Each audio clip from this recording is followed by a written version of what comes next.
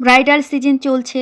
Makeup artist থেকে শুরু করে ফটোগ্রাফার, বিয়ে সম্পর্কিত আরও অন্যান্য কাজের মানুষদের দম ফেলবার ফুরসত নেই। খুবই ব্যস্ততায় দিন কাটছে।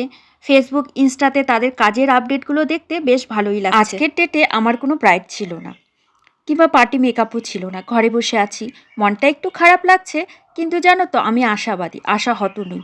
আমার ফুল কনফিডেন্স আছে যে একদিন আমিও খুব ব্যস্ত হয়ে পড়ব। মেকআপের কাজ না থাকলেও অন্যান্য দৈনন্দিন জীবনের কাজগুলো তো করতেই হবে। তাই চলে এলাম রান্নাঘরে। আজ রান্না করছি সজনে দিয়ে সর্ষে বাটা চচ্চড়ি আর মুসুর ডাল দিয়ে পালং শাক। সজনে চচ্চড়ি নিয়ে নতুন করে বলার কিছুই নেই। তোমরা সবাই জানো সজনে কত উপকারী খাওয়া, আর এই সময় তো সজনে খাওয়া খুবই ভালো।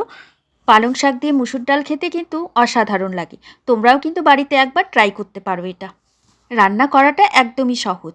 ডালটা একটু সেদ্ধ হয়ে গেলে তার মধ্যে কুচি কুচি করে কেটে রাখা পালং শাকটা দিয়ে কিছুক্ষণ নাড়াচাড়া করে নামিয়ে নিতে হবে। তারপর সম্বার দিয়ে দিলেই হয়ে গেল। সম্বার দিয়ে নামানোর আগে ডালে একটু ভাজা গুঁড়ো মশলা ছড়িয়ে দিয়ে নামিয়ে নিলে অসাধারণ লাগে খেতে। আর হ্যাঁ, ডিমোটিভেট হয়ে থাকলে কিন্তু চলবে না। কনফিডেন্স লেভেলটা বাড়াতে হবে। কনফিডেন্স লেভেল বাড়ানোর জন্য যা যা শেখা প্রয়োজন, যা যা করা প্রয়োজন, তা কিন্তু সবটাই করতে হবে। যারা সবে সবে লাইফে প্রতিষ্ঠিত হওয়ার স্ট্রাগল শুরু করেছো, তাদের কিন্তু মনোবল ভাঙলে চলবে না। মনোবল বাড়াতে হবে আর কাজ করে যেতে হবে। কষ্টের ফল একদিন ঠিক পাওয়া যাবে।